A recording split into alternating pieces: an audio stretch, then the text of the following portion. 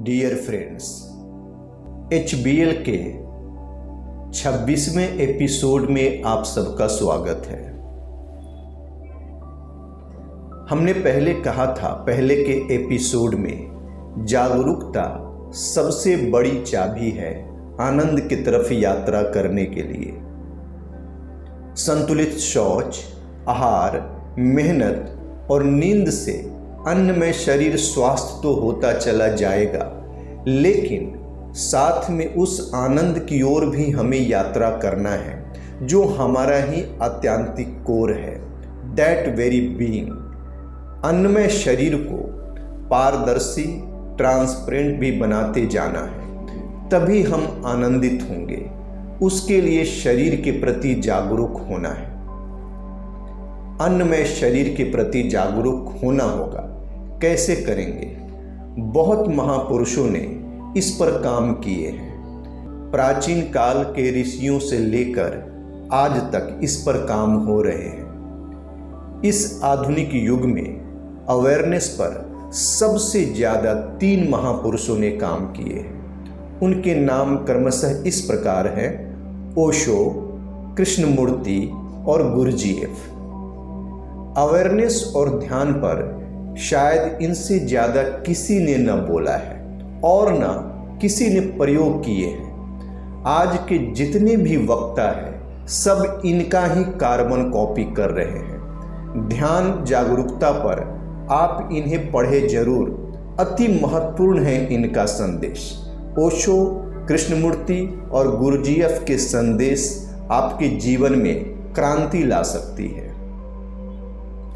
जैसा कि आप सब अवेयरनेस को जानते हैं, वह एक नॉर्मल अर्थ है ज़रा सा अलर्ट होना, जागरूक होना, लेकिन प्रिसाइजली इसका अर्थ बहुत अलग है। इसके लिए सबसे अच्छा उदाहरण है दिया तले अंधेरा। ऋषियों की वाणी है, यह दिया तले अंधेरा। अर्थात जैसे दिया का प्रकाश चारों ओर तो पड़ता है, लेकिन वह खुद अंधेरे में डूबी रहती है। तो महापुरुषों के अनुसार यही अज्ञान है, यही बेहोशी है। तो जागरूकता का असली अर्थ है स्वयं को देखना, स्वाध्याय, अर्थात स्वयं का अध्ययन, खुद को ही एक किताब, बुक की तरह पढ़ना, खुद के ही सामने खुद को किताब के पेज की तरह खोल देना, स्व का अध्याय, सेल्फ चैप्टर।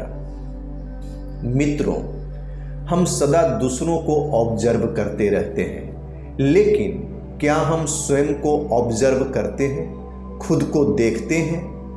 जब हम स्वयं को ऑब्जर्व करते हैं या देखते हैं ठीक उसी प्रकार जैसे दूसरों को ऑब्जर्व करते हैं, तो यह असली अवेयरनेस है, यह असली जागरूकता है।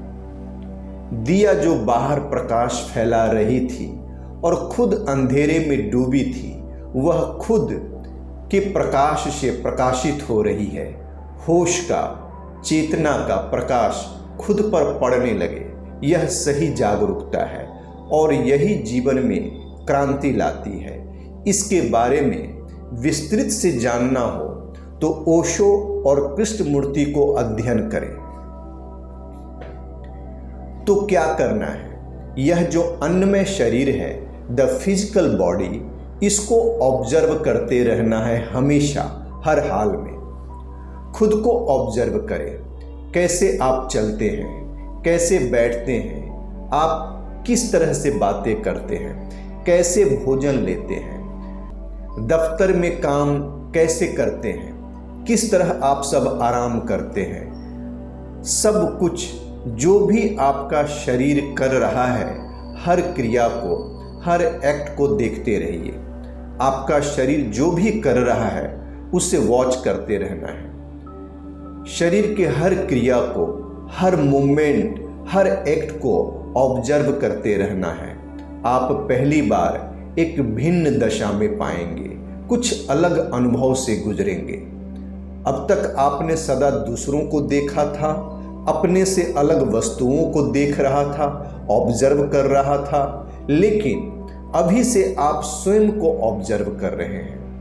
आप कैसे सोते हैं, कैसे उठते हैं, कैसे चल रहे हैं, कैसे बातें कर रहे हैं। देखिए, स्वयं को भोजन करते वक्त वहीं ठहरिए, एक एक निवाले को स्वाद लेते हुए।